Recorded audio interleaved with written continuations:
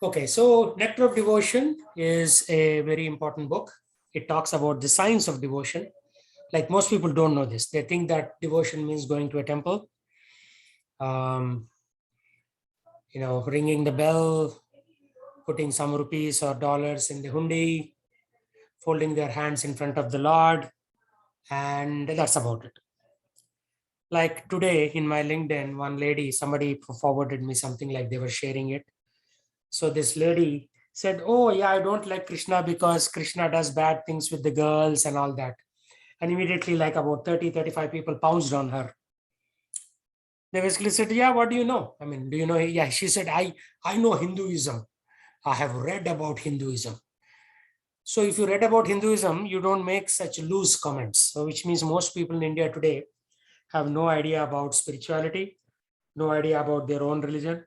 At least in Islam, they have these madrasas where they are training them on various aspects of their religion. In churches, people go to church at least once a week. But Hinduism has come to a point where people are not even coming once a week to the temple. They don't sit down and listen to the class. So it's just like come, take darshan, and go away. Right? Uh, so they don't know anything. So they make loose comments like that. So if you want to know about devotion, bhakti, then you have to read Nectar of Devotion. It's like a scientific book, very, very scientific book. Okay, Rekha Mataji, can you read from the beginning? Sure, Prabhuji. In Srimad Bhagavatam, 3rd canto, 29th chapter, verses 12 and 13, Srila Kapila Deva, while instructing his mother, has given the following characteristics of pure devotional service. My dear mother, those who are my pure devotees and who have no desire for material benefit or philosophical speculation have their minds so much engaged in my service that they are never interested in asking me for anything except to be engaged in that service. They do not even beg to live in my abode with me. There are 5 kinds of liberation, namely, to become one with the Lord, to live with the Supreme Lord on the same planet, to have the same features as the Lord, to enjoy the same opulences as the Lord, and to live as a companion of a Lord. A devotee, what to speak of rejecting material sense gratification, does not even want any of the 5 kinds of liberation. He is satisfied simply by discharging loving service to the Lord. That is the characteristic of pure devotion. Yeah, pause there for a minute. So basically, there are 5 kinds of liberation.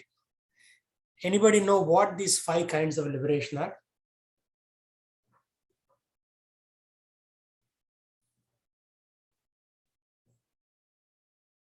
I mean, it was listed in this paragraph, but I don't know the equivalent of terms in other languages. Yeah, it is listed here. So what are those 5 kinds? Yeah, becoming one with the Lord means just thinking that you can merge with the Lord. Okay. Second is trying to live along with him in the same planet, and then look like the Lord himself, or enjoy all the things that God has. You should also have type of a thing. And then you live along with him as a companion, not just on the same planet, but as a companion. Yeah. So first, second is Samipya. Third is, actually, Samipya, Sarupya, Saristi, Salokya. Second is Salokya. Third is, has same features as the Lord, Sarishti. Fourth is same opulences, which means like you are getting the same wealth as the Lord and live as the companion of the Lord. Become one with the Lord is very prevalent and common in the Bharatiya culture, right? Oh, everybody they show in the movies like some great bhakta is merging with the Lord. But actually, that is not preferred. That is not preferred because when you merge into the effulgence of the Lord, you don't have any service, seva. At least when you are living with the Lord, you are taking his darshan, having the same features of the Lord. You have that same level of opulence, same level of physical appearance, and then enjoying the same opulences of the Lord. So you'll get all the facilities that the Lord has, and living as the companion of the Lord. So these remaining 4 types of liberation are more preferable to merging with the Lord or becoming one. Basically, what happens is the Lord has his energy called Brahmajyoti around him, and then the soul, our soul, goes and merges in that Brahmajyoti, but there is no seva. There is no darshan, there is no prasadam, there is no helping the Lord with activities or massaging his feet. Of course, none of us is capable of massaging his feet. That position is already taken by Lakshmi Devi, right? So that position is out. But you can be samipya, being close to the Lord, and sarupya, looking like the Lord, salokya, being on the same planet. For the most part, I think we should aspire only for salokya, going to the Lord's abode. But then a pure devotee does not even want, very clearly it says, any of these 5 kinds of liberation. Right? He's okay with living in Bothal or Kirkland or Mercer Island or Sammamish and serving the Lord. So you may think, oh, why would I forego the opportunity to be with the Lord and simply stay here on this planet and serve him? So why would a pure devotee do that? Any thoughts?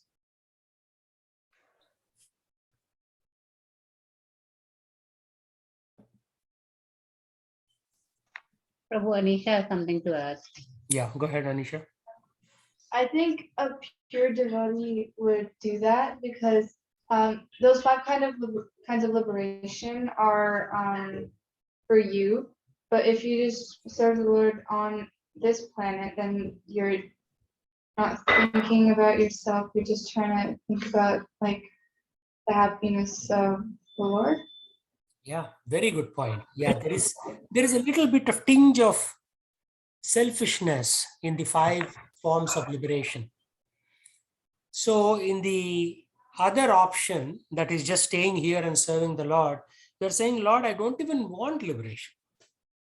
But then some people say, I don't even want liberation, but I want a Tesla car. Then that's not devotional service. Devotional service means something that is suited for the Lord, not suited for you. Right? Sometimes people will say, oh yeah, if only I had car, I would, or if I had driver license, I would come to temple more often. Like one person was telling me, Prabhu, I stay too far away. When I buy the home close to the temple, then I can come regularly. So when he was far away, he was coming more often. When he moved local, he comes once in a while.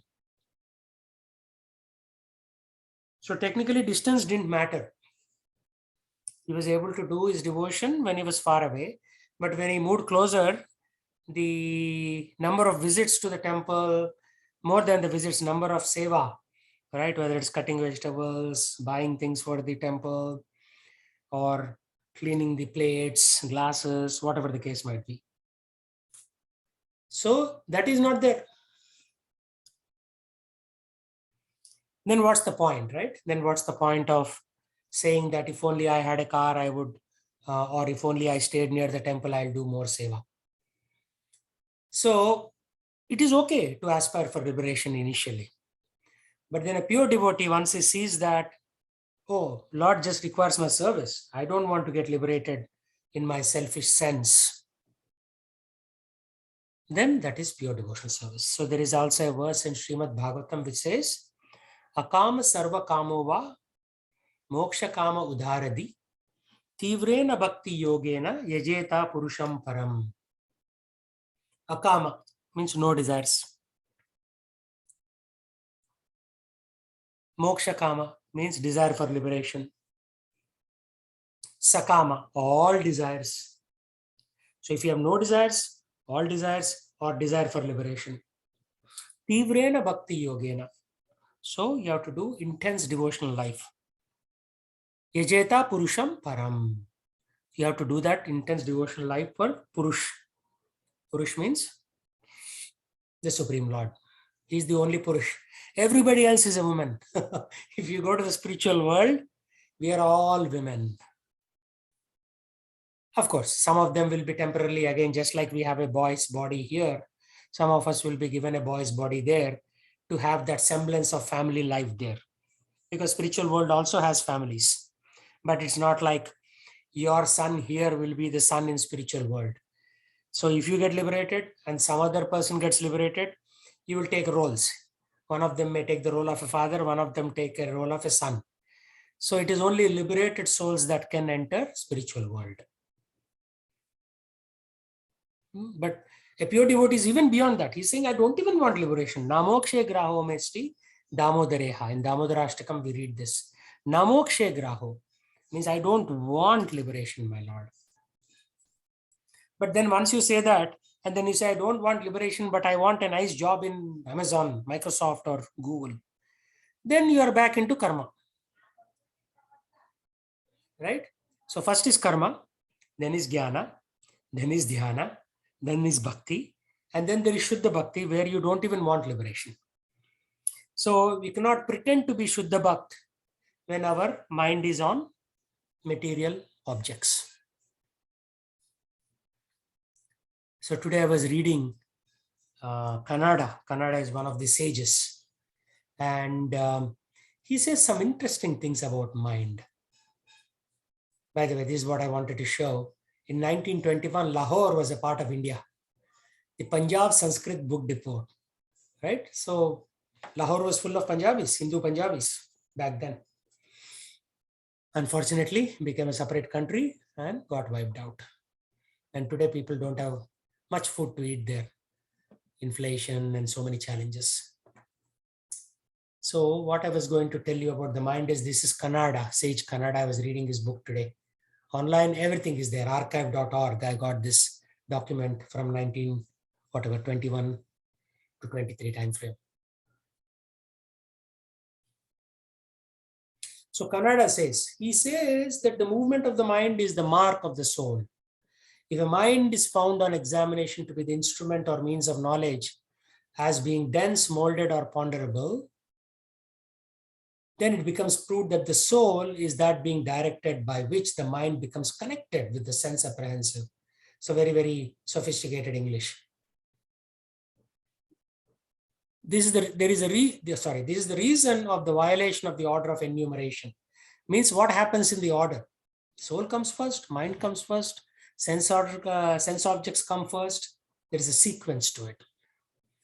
So that is why, because Kannada's theory is so strong, Narada's theory is so strong, Prabhupada gave us very simple understanding. But even to read that, most people are lazy and they are so ignorant that even that doesn't go into the head. But we have to try. The meaning is that the mind is that which, while there is contact of the soul with the sense and its object being connected with the sense, there is production of knowledge. So when you, through the senses, you produce knowledge. And which, not being so connected with the sense, there is non-production of knowledge. So there is a counter theory, objection. What is the objection? Mind is all pervading or universal. Nevertheless, non-simultaneity of knowledge can be inferred from this alone, that mind possesses the property of an instrument. Mind is universal because, like time, it is a substance void of any distinctive attribute. You cannot touch the mind. Because like the soul, it is a substratum of conjunction, which is non-combinative cause of knowledge. So knowledge cannot come from the soul. I mean, soul has some intrinsic knowledge that it should serve the Lord, but soul itself cannot produce knowledge. And because, like ether, it possesses the absolute non-existence of touch. You cannot touch the mind. And there are similar other proofs of its universality. This is just one angle. So these people like Narada, Kannada, Kardama, these are all very exalted personalities. You cannot understand what they are saying very well. You can get a glimpse of it, like you cannot touch the mind. Mind connects to senses, senses connect to sense objects, and then we produce knowledge. Like the iPad is white, the ball is yellow, like that. You can come up with some knowledge kind of things.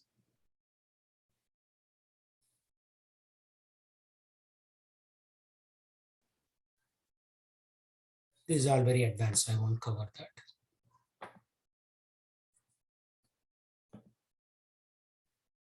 So we don't want these 5 kinds of liberation. We want seva. Okay, so you want seva, so start doing seva. Most people do lip service to seva. Somebody says, we have some dishes in the kitchen to wash. They say, no, I have to pick up my son from Taekwondo. Or something, some reason or the other, they won't do service. That's a big challenge. My service is teaching the Bhagavad Gita, which is I'm doing, right? I try to do it unless some very severe case comes. Like tomorrow morning I'm flying, but I'm still doing the class. Because that's my seva. You cannot escape from your seva. What do you do after you go to spiritual world? You still do seva. Service. It's not like all of a sudden you become a king and you sit and you order everybody around. No, there is only one king, Krishna, in the spiritual world also. You still have to do seva. Why did we come to material world? Because we had this attitude problem. We didn't want to serve the Lord. So we got kicked out, right?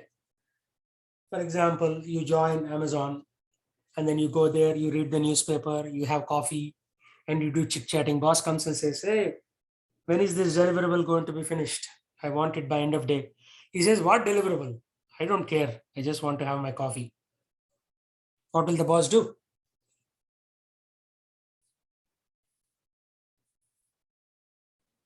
Give you a promotion? He'll kick you out, he or she. That's what happened with us. We lost our seva bhav. We lost our desire to serve Krishna. And Krishna said, sorry, sir, now you are not serving me. So you cannot be here. You go somewhere else. So he sent us here. That is why it is very difficult to cooperate with anybody in the material world. Because all are rejects. See, there is 50% reject, you can still survive. But when you have 100% rejects from the spiritual world, that's why anything you try to say to anybody, they won't listen. If you have employees, your employees won't listen to you. If you have a boss and you propose some solution, the boss won't listen to you. Everybody has attitude problem in this material world. So we have to improve our attitude to go back to spiritual world. That is only through seva. There's nothing else actually. You know, all these big thousands of pages of philosophy is only one thing. Serve the Lord and go back to him. Because our love for Krishna in the spiritual world has become lust in the material world. Lust for fame, lust for money, lust for position. So what are you going to do? You cannot do anything beyond that. You have to serve.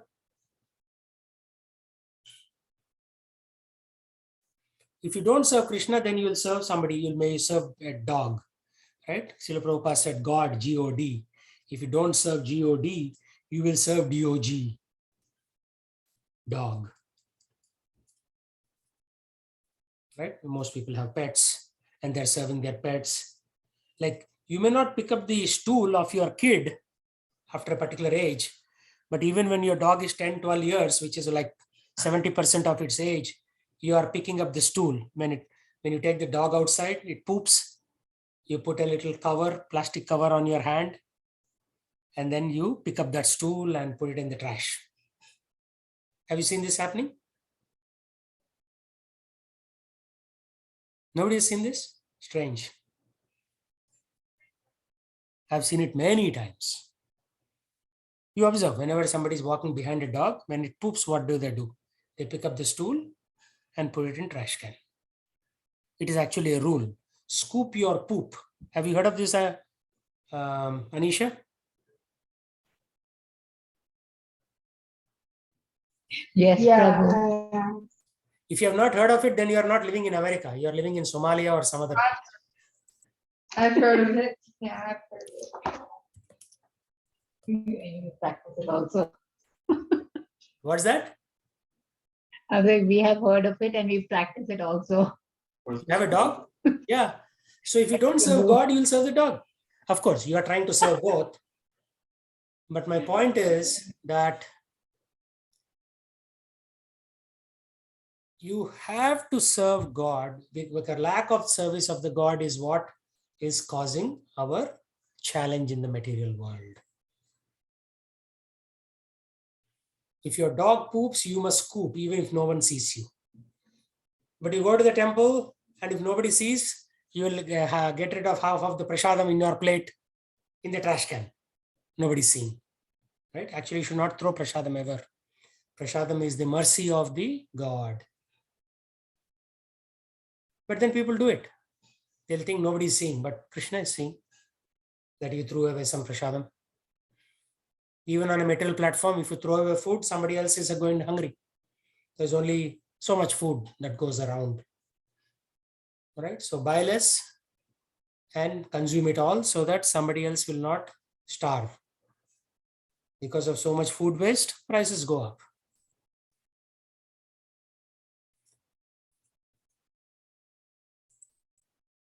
So our loving service, there's only one thing that we need to do: loving service to the Lord. That's it. If you serve the Lord with love, you'll be liberated. You say, I don't want to be liberated, my Lord, I want to serve you. Krishna will say, okay, you served enough. Now you come with me. He will take you.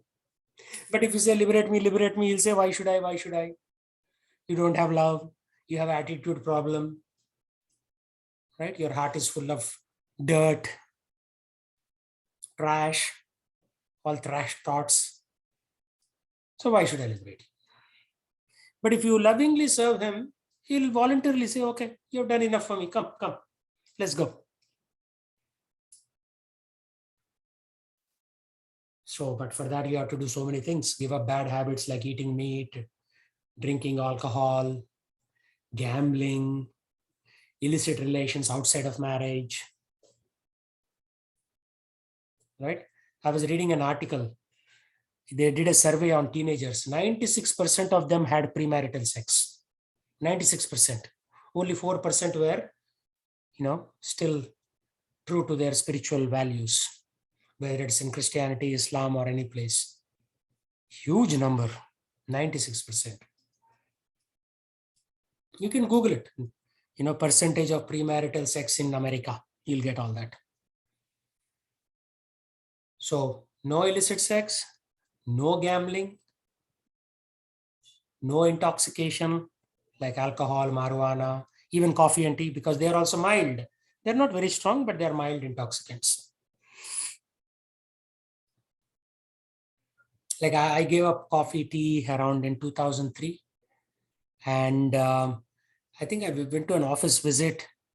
I didn't know what it was. I put in my coffee in my cup, and I just took one sip, right? I didn't know whether it was iced tea or juice or whatever it was.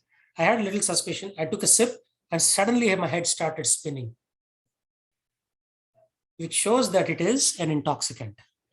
Because if you take it every day, your tolerance level increases and you want more and more of it.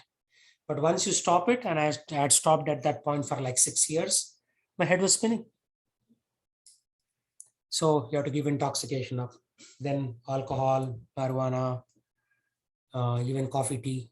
Of course, in gradual stages, you may not be able to do it all in once, right?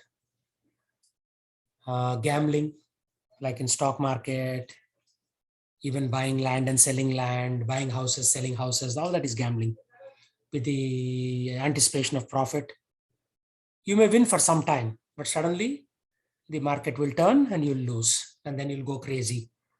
I know one guy in year 2000, he was a day trader in Atlanta. He used to be in Atlanta. He was day trading. One day he lost 100,000. He got crazy, pulled out a gun and killed all the fellow day traders, and then got into a truck and tried to escape. Helicopters were behind him. National television, live, they were covering. This truck is running away. go outside of the road because he may be dangerous. So finally they shot him like a dog and killed him.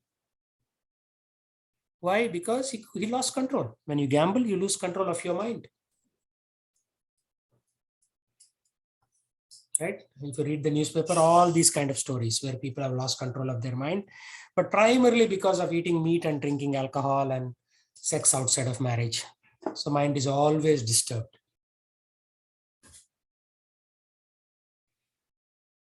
So before we talk this heavy philosophy, right? First thing is we should follow those 4 regulative principles strictly and eat only prasadam, not eat in restaurants. Because if you eat in restaurants, the cook's consciousness will enter you and then you will break these 4 principles. Right?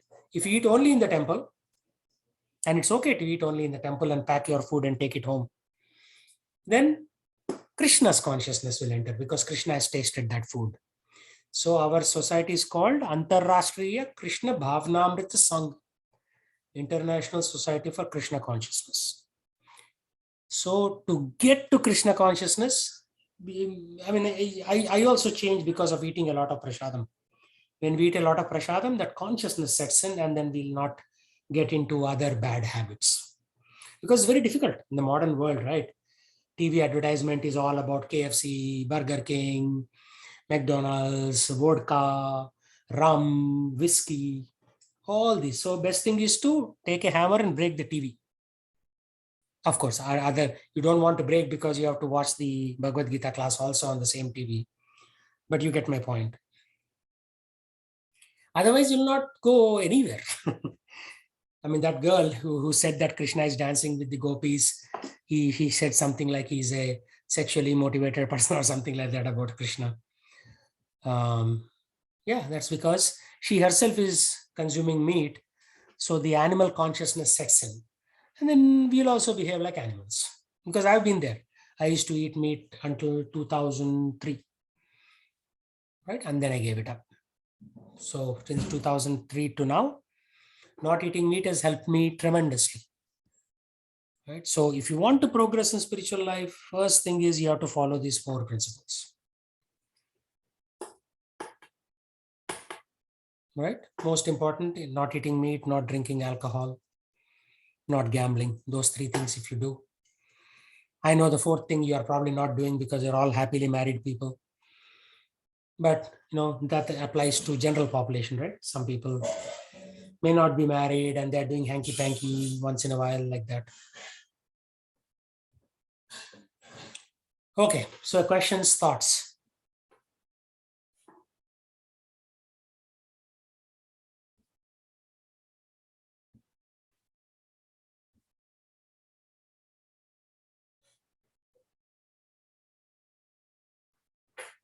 So Disha Mataji, have you started chanting on the beads? Yes, Prabhu. Okay, how about Girish? No, Prabhu. Yeah, you should motivate him because usually men get sucked in their career work, right? Which never ends. Even if you work 24 hours, it never ends. So you have to put a stop to some point and say, this is my hour of chanting, right? And then you chant. It's not like your boss will fire you if you chant for an hour every day. And of course, you are the boss in UPS, so you cannot fire yourself. So you can chant. You can take that 1 hour off. Yes, Prabhu. Yeah. So you have to chant. There's no alternate. Harer Nama, Harer Nama, Harer Nama, Eva Kevalam. Keval Harinam. There's nothing else. Kalavanasteva, na Kalavanasteva, Kalavanasteva, Gatiranyata. No other Gati, no other technique in Kali Yuga other than chanting the holy name. So Rekha, do you chant?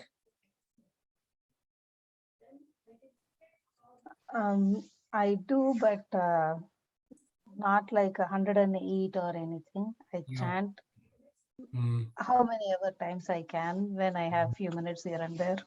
Yeah, that's good. That's a good start. But at some point you have to, away from cell phone, away from your computer, away from TV, sitting in a corner of a house, looking at the wall and chanting, right? Because it's good that you're chanting once in a while, but that dedication to sitting in one place. What I do is I go to my puja room upstairs at my home Mhm. and I sit and looking at Krishna and I'm chanting.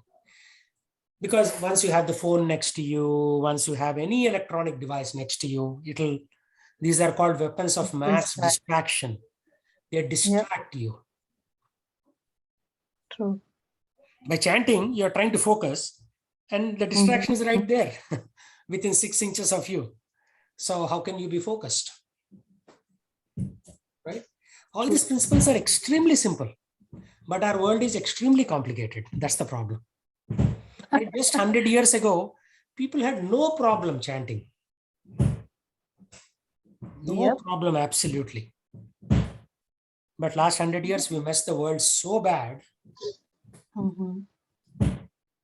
So if you look at from a few million years ago to now, people had, until 100 years ago, people had no difficulty doing any of these things.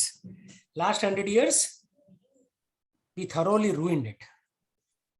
So you can Yeah, unruin I it. mean, definitely. I don't think it was even 100 years. I think the amount of changes that we have made in the last 10 to 15 years Yeah. is what I think is the major negative Yeah. impact. The advent of mobile, advent of computing has actually ruined us. Prior to that, it was not that bad. Correct. And computing is our life as a career, right? Ironically, we are causing that damage to the society. Definitely.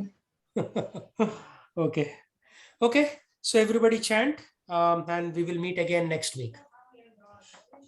Sure, Prabhuji. Hare Krishna. Hare Krishna. See you next week. Hare Krishna, Prabhu. Hare Krishna, Prabhu.